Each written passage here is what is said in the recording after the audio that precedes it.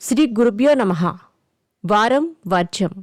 జనవరి 19, 2026 సోమవారం.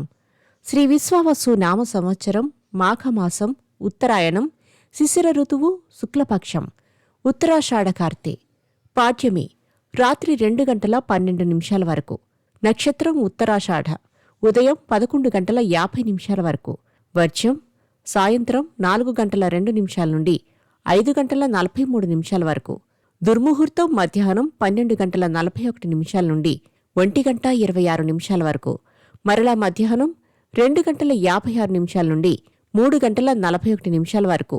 రాహుకాలం ఉదయం 7:30 నుండి 9 వరకు.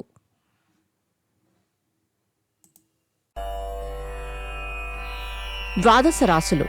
మేషరాశి. వీసా, పాస్పోర్టు అంశాలు ఒకంత పురోభివృద్ధిలో ఉంటాయి. వృత్తిపరంగా అభివృద్ధి సాధిస్తారు. వృషభరాశి. మీ వారెవరో, మీకు అపకారం చేసేవారెవరో స్పష్టంగా తెలుస్తుంది. తనఖాలు విడిపిస్తారు. మిథున రాశి.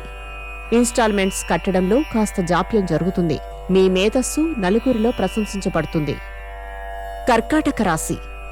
నమ్మకాలకు తావివ్వకుండా రొటీన్ సంతకాల విషయంలో వ్యక్తిగత బంధుత్వాలకు అతీతంగా ఉండండి. సింహరాశి. పలుకుబడి కలిగిన వ్యక్తులతో ఏర్పడిన పరిచయాలను మీకు అనుకూలంగా మార్చుకునే ప్రయత్నాలు చేస్తారు. కన్యారాశి. అన్ని పనులు మీరే స్వయంగా చూసుకోవాల్సి వస్తుంది.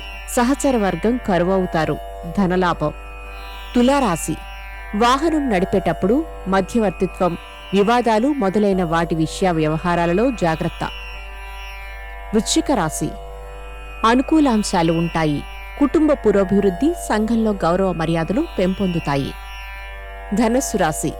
ఇతరుల సలహాలు అతిగా స్వీకరిస్తారు, కాని మీ మనస్సుకు తోచిన పనులనే చేస్తారు. వస్త్రలాభం. మకర రాశి.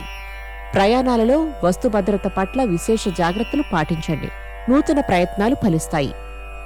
కుంభరాశి. సంబంధ బాంధవ్యాలు మెరుగ్గా ఉంటాయి. మిత్రులతో ఏర్పడిన విభేదాలు తొలగుతాయి. సోదర సోదరి వర్గాలతో కలిసి ఇష్టాగోష్ఠి సాగిస్తారు. మీనరాశి. కాలానుగుణంగా పరిస్థితులను మార్చుకోగలుగుతారు.